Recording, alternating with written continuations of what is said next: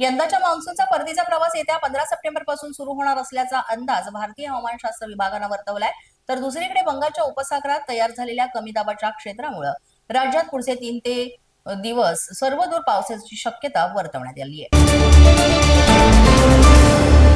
मागील काही दिवसांपासून राज्यात पावसानं विश्रांती घेतली होती, त्यामुळे सध्या उकाडा आणि उन्हाचा ताप जो आहे तो सहन करावा लागतोय। याच दरम्यान संपूर्ण राज्यात आजपासून पुढचे 2 ते 3 दिवस मुसळधार पावसाचा अंदाज हवामान विभागानं वर्तवलेला आहे।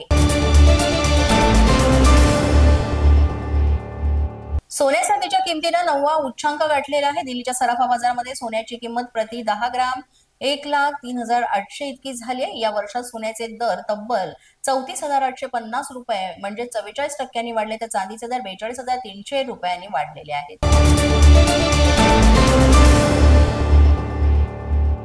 ऑगस्ट 2025 मध्ये महागाई मासिक आधारावर अल्प प्रमाणामध्ये वाढून 2.6% इतकी झालेली आहे। भाज्या, मांस, मासे यांच्या किमती वाढल्यामुळे महागाई वाढले। त्याआधी जुलै महिन्यात ही महागाई 1.61% इतकी होती।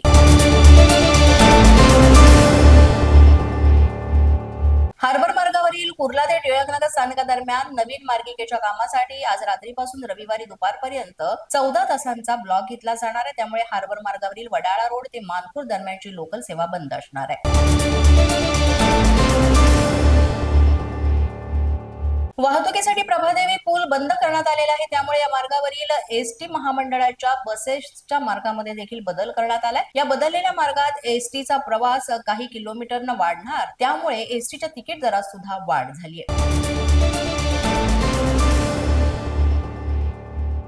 खड्ड्यांच्या समस्येवर तोडगा काढण्यात अपयशी ठरल्यावरून उच्च न्यायालयाने मुंबई महानगर प्रदेशातील महापालिका आणि अन्य प्राधिकरणांवर कठोर शब्दात ताशेरे ओढलेत। वर्षानुवर्षे सुस्थितीत राहिलेल्या रस्त्यांची गेल्या काही वर्षांपासून एका पावसातच अशी चाळण होतीये, असा संतप्त सवाल न्यायालयाने उपस्थित केलाय।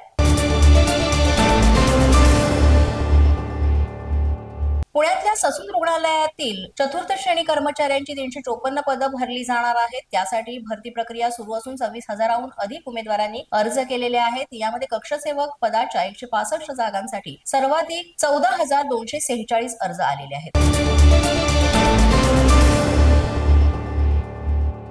नरिमन पॉइंट इथल्या विधान भवनाजवळील भूखंडावर आता रिझर्व्ह बँक ऑफ इंडियाची इमारत उभी राहणार आहे। मुंबई मेट्रो रेल कॉर्पोरेशन हा 16,842 चौरस मीटर क्षेत्रफळाचा भूखंड 3,472 कोटी रुपयांना आरबीआयला दिलाय। या भूखंडाच्या विक्री करारावर दोघांनी स्वाक्षऱ्या सुद्धा केल्या।